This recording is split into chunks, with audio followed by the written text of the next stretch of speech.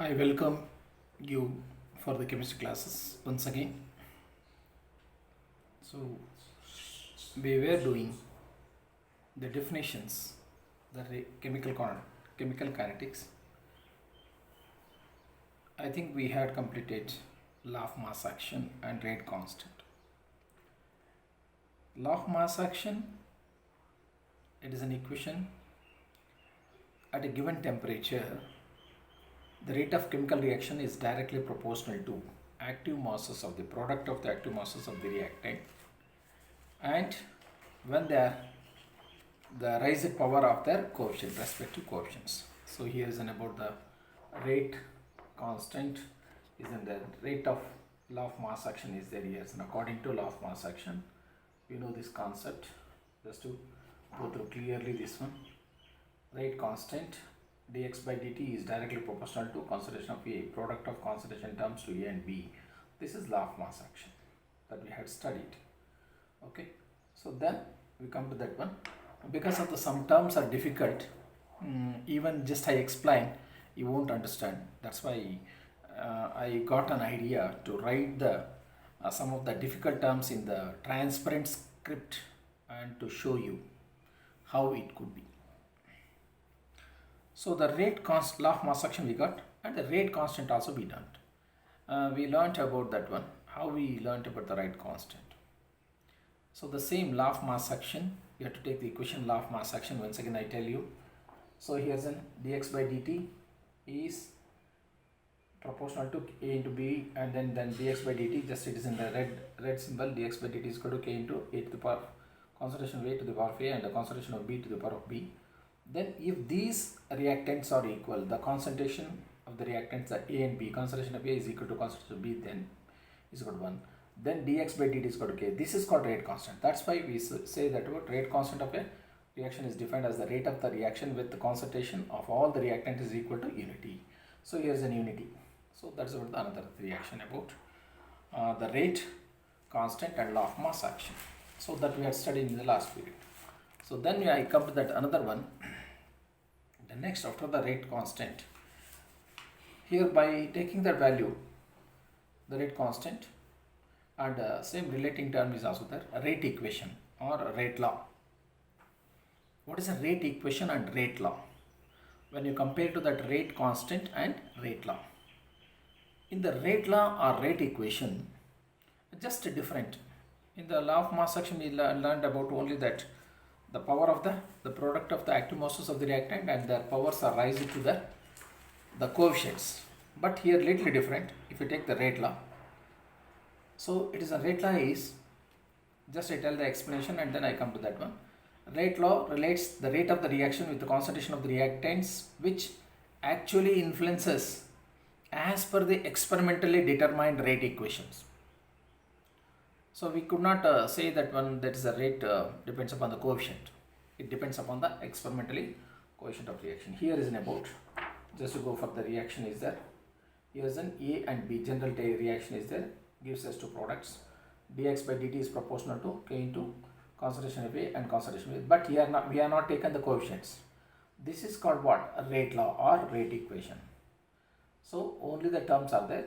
In rate equation, we are using the powers of the concentration terms raised to the x and y, but not A and the coefficient of B. But in rate constant, we are using the same terms. But there the rate constant, the concentration terms are equal to unity, then you will get dx by dt is equal to k only. So that is the difference between the rate constant and the rate law. dx by dt is equal to k into. I explained already clearly about this one. Just to go through the definition part. So then I come to the molecularity of the reaction. What is meant by molecularity of the reaction? Again we go for that. The molecularity means here according to the collision theory. If any reaction has to take place, you have to go for collision theory. What is a collision theory is there? According to the collision theory, in any reaction, the reacting molecules come close to each other. The reacting atom should come to the site of the reaction and they collide with each other. Then only that the reaction takes place. So it tells about the molecular of the reaction is the number of the reactant species. I tell clearly, number of reactant species that must collide simultaneously in order to bring about the reaction. So that's called order of the molecular of the reaction. How many molecules are come together at the site of the reaction and they must collide simultaneously in order to bring about the reaction. So here's about the molecularity. Just to go for that one transparent script here. So molecularity of a reaction, just I written that one instead of writing listening and viewing. See and listen, both should be clear, then you will get. So here we are getting the different types of the students. Many students can understand only by saying. The listening is more correct than the vision. Listen and vision. Some students, if the vision is correct and the listen is correct, then can understand. And some other are benefit here. That's about the kinesthetic students. They can understand easily, but we have to handle them carefully. So here's an about, just I go for the basic level from that then, listening and visioning. For kinesthetic students, they can understand easily. So here's an about number of the reactant species, you can go for that. Number of the reactant species that must collide simultaneously to bring about the reaction is called molecular of the reaction.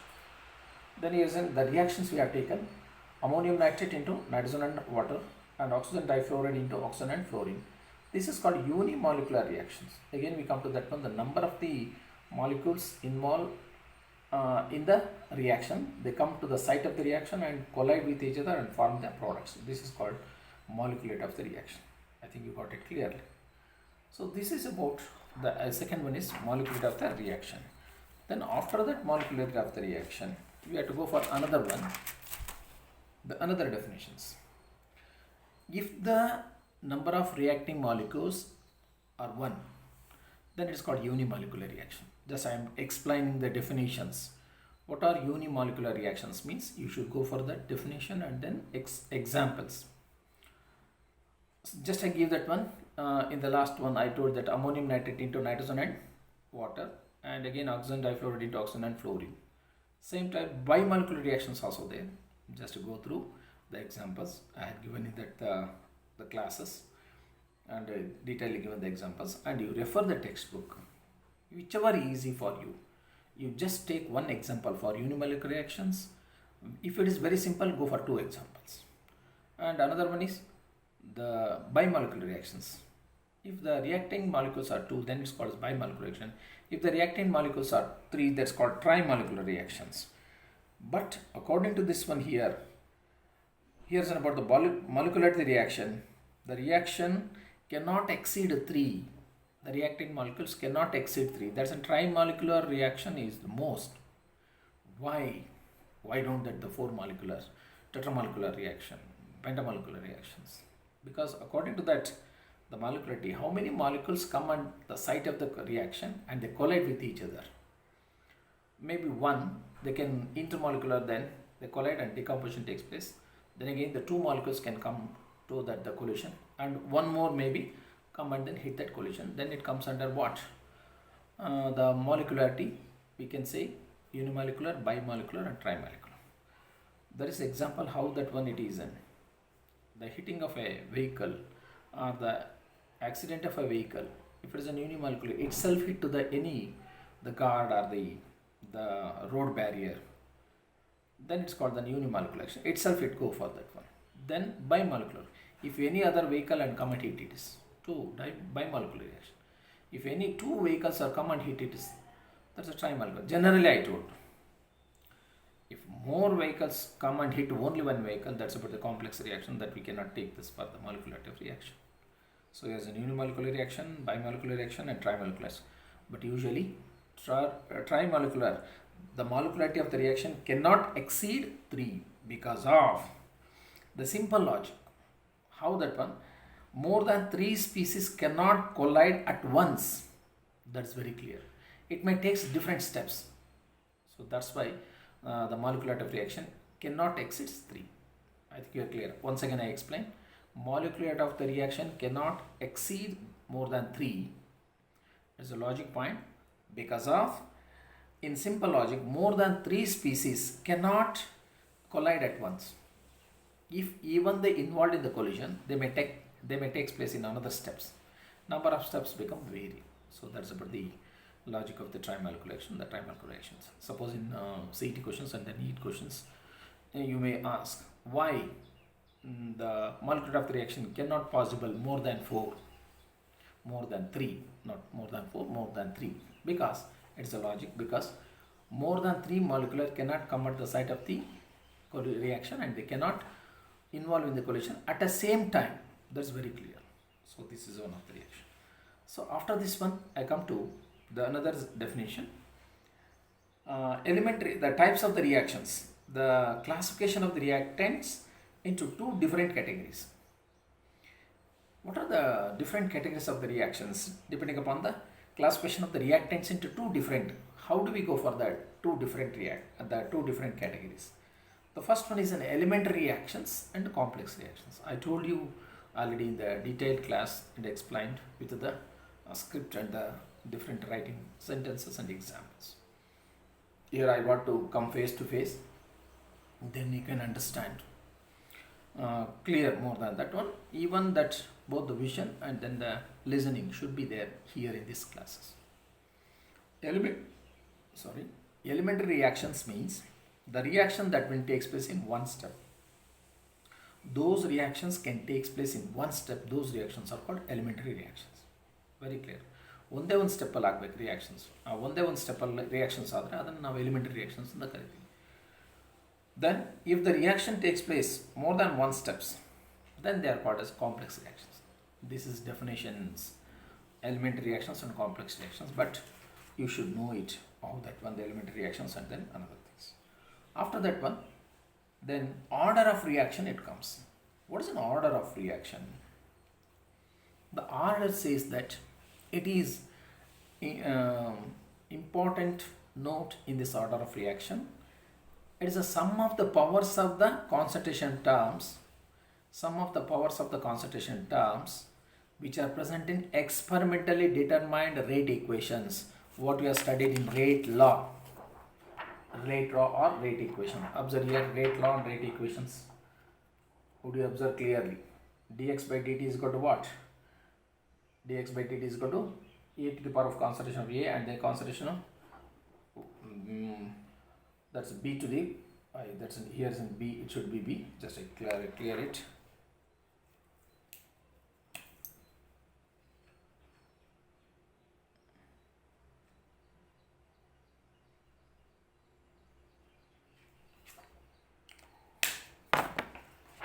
So here it is a to the power of x and b to the power of y. If you take the sum of these 2 powers, that comes under an order of reaction. Very clear. What is an order of reaction? In a rate equation or in a rate law, the sum of the powers of the concentration terms which are in the experimentally determined rate equations, but not in according to law of mass action, don't take the coefficients. So that's very clear. Sum of the powers of the concentration, both x plus y. If you add these x plus y, order 1 plus 1 is there, that's a bimolecular, that's order of reaction is 2. If 1 plus 0 is there, again 1, that's a first order reaction, like that. Sum of the powers of the reactant terms. I think we are clear about order of reaction. If the power comes, if you are adding the power, we can get it. So here in the order of the reaction, we can get the different types of the order of reaction. First order reaction, second order reaction, zero order reaction, fractional order reactions, and pseudo first order reaction. Pseudo first order reactions. Again that one, the different examples I had given. So because of that, this is about what the definition part, only the definition, knowledge based questions and some skill based which are in the equation and the graph form and what about that, the derived equations, the last step of the derived equations. Then the second order and third order reactions and the fractional order reaction, even zero order reaction. We should go for that one, the different examples by knowing that all the things. What is meant? I come to that one, pseudo first order reaction again. This is very important reactions. Again in this one, I had given clearly in the last detailed class, in the detailed explanation, the differences between order of reaction and molecular reaction. This is the important questions for the any type of the students. So this is about, you have to go. Then I come to the directly Pseudo first order reaction. What is meant by pseudo first order reaction? What is the meaning of pseudo? In biology, we know that the term pseudo means false, pseudopodia, false wheat. Here's a pseudo first order reaction. By knowing that,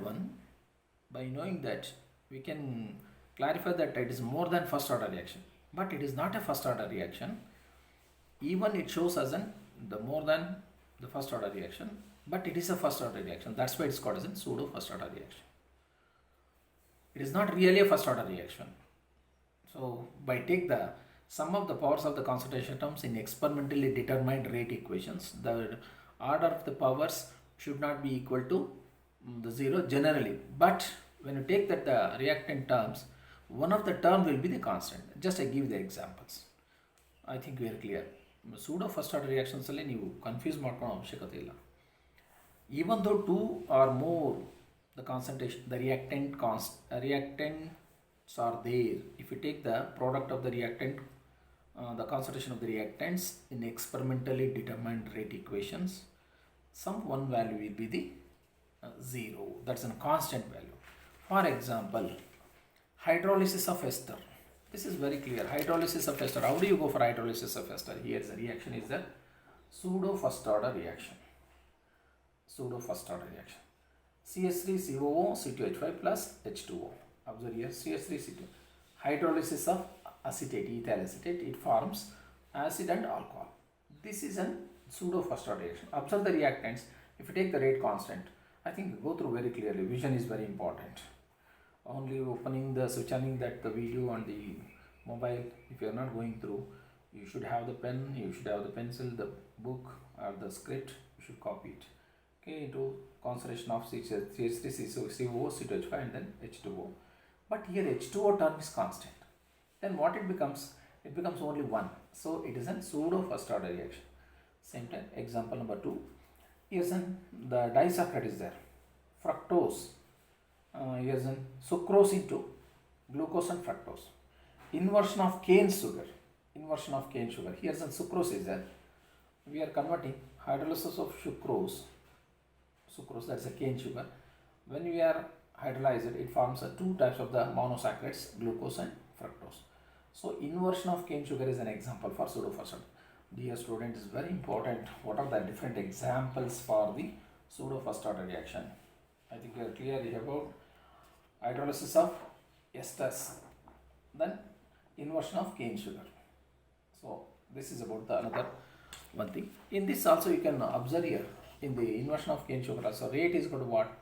K into the concentration of sucrose and water. Here's water is constant, this becomes 1. So it is a pseudo first order reaction. I think you are clear. Is it okay? Then come to next. Then after the pseudo first order reactions, by taking the different graphs of the pseudo first order reaction and the zero first order reaction, integrated rate equations. How do you go for integrated rate equations?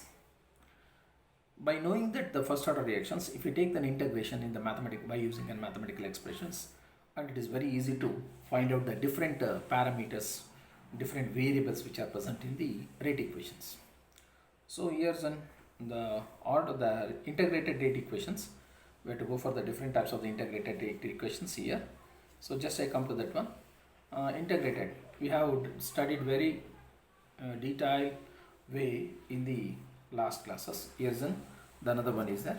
So here's I want to tell about just one equation for the integrated rate equation constant.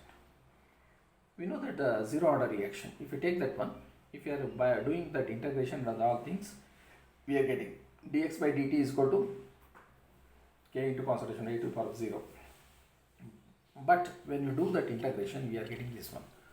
Zero order reaction, k is equal to a naught minus a divided by t. This is zero order integrated rate equations.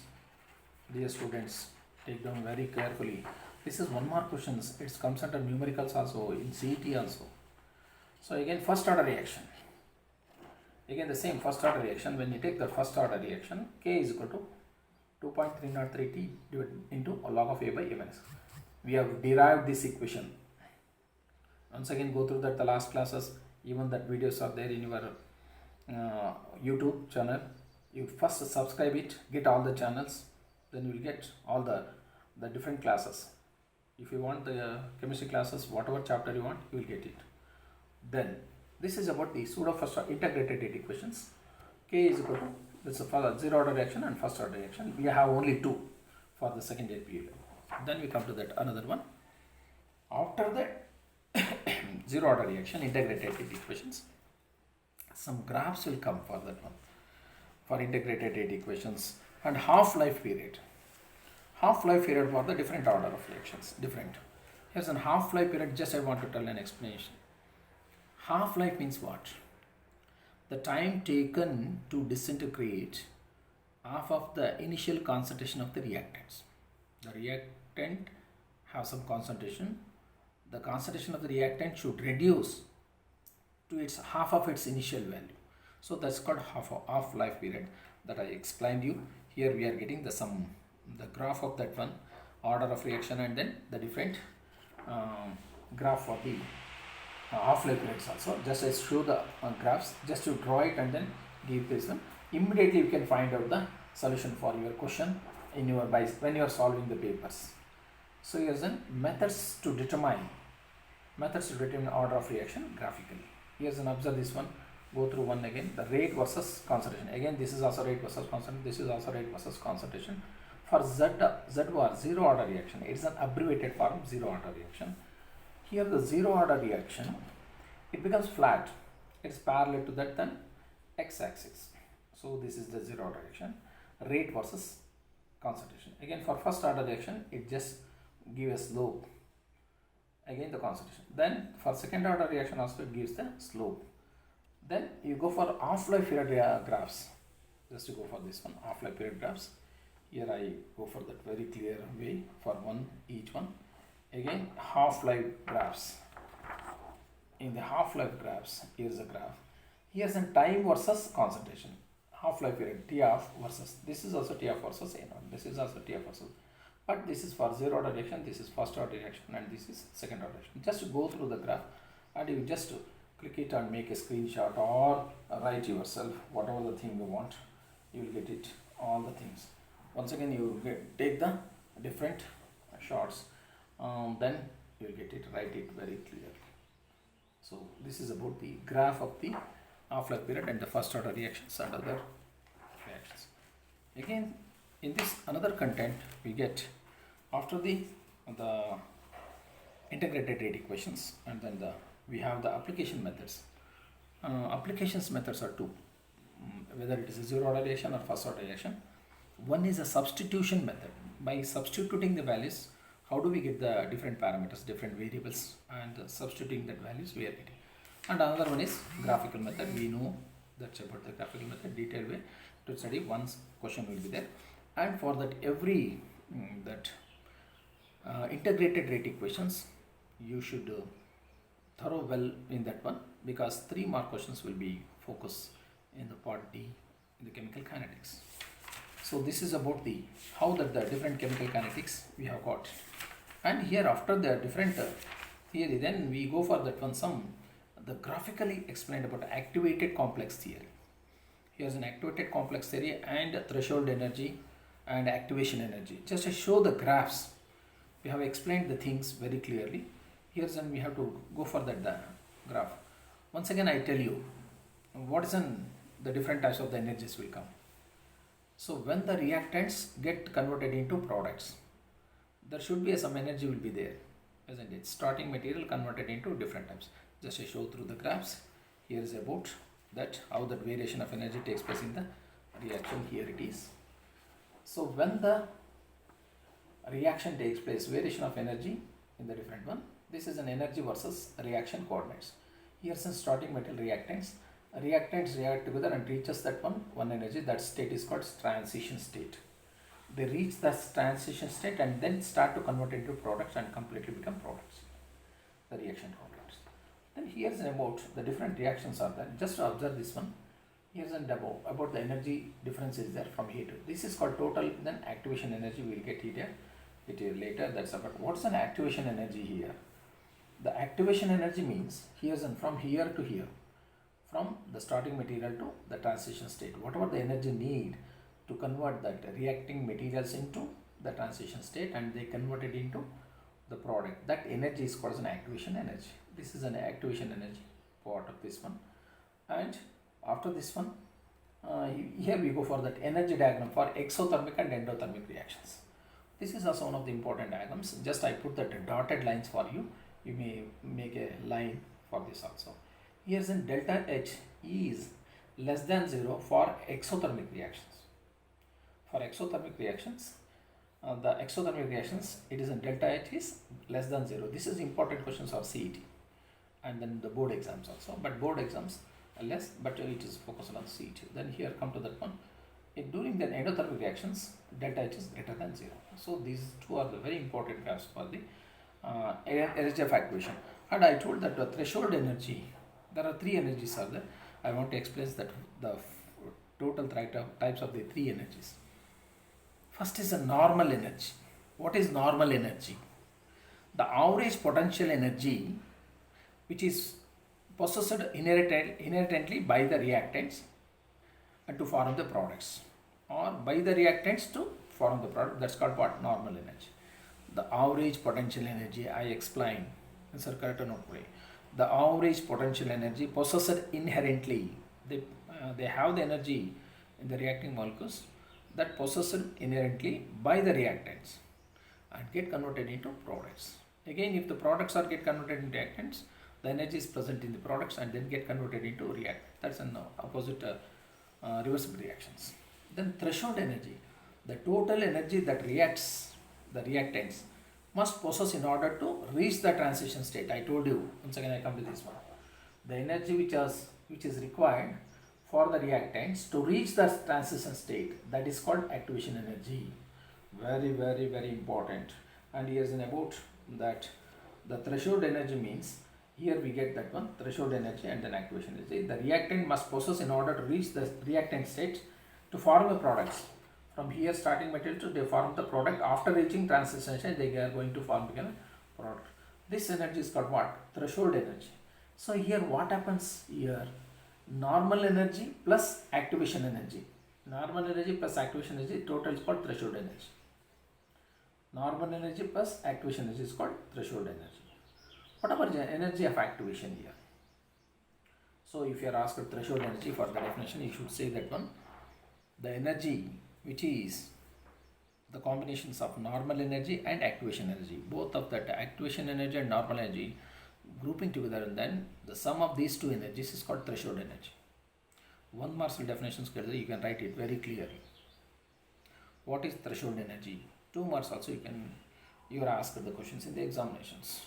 Threshold energy means sum of normal energy and activation energy. Again, activation energy means what? Again, change that one. Threshold energy minus normal energy. Again, we know that mathematical expressions.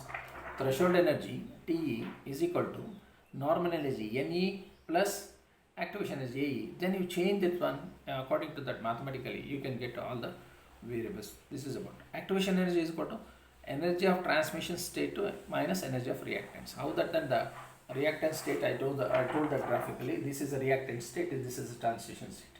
So in that, the activation energy means energy of transition state higher minus energy of the reactant, then it's called an activation energy. Here is an activation energy. Total energy is called threshold energy. This is a transition state. This is called threshold. Threshold in the sense that's a border when it reaches the activation state. Threshold means ನಾವು ಮನೆಗಳಲ್ಲಿ ನೋಡಿದಾಗ ಆ ಹೊಸಿಲು ಅಂತ ಹೇಳ್ತೀವಲ್ಲ, ಬಾಗಿಲಲ್ಲಿ ಕೆಳಗಡೆ ಹಾಕ್ತಿವಲ್ಲ, ಅದಕ್ಕೆ ನಾವು ಥ್ರೆಶೋಲ್ಡ್ ಅಂತ ಕರಿತೀವಿ. Here's in the reactant the threshold is activation energy, that is a last. Then they have to convert it into reactants. So that's about the here that one. In this stage, what happens? Activated complex form here. At this stage, they form an activated complex. Activated complex. Then we come to that one. Here we are getting the delta H. Here we are getting the delta H. So for exothermic reactions, delta H is less than 0. For endothermic reactions, delta H is greater than 0. Observe the points. Those who are facing for CET, this is very important. So this is about the energy and activation complex of the reactions. I think we have completed all the definitions in the chemical kinetics. So just revise all the definitions again, keep the papers, keep the diagrams, write down the equations which are essential for the numericals and go through the parameters. It's a very good one. Just I conclude this today's lesson that I have taken 30 minutes of your valuable time, but you should use this 30 minutes and make it into 3 hours for the studies, and definitely you will get all the points in chemical kinetics except the numericals. The last you will come to the numericals. Just go for that one. Thank you.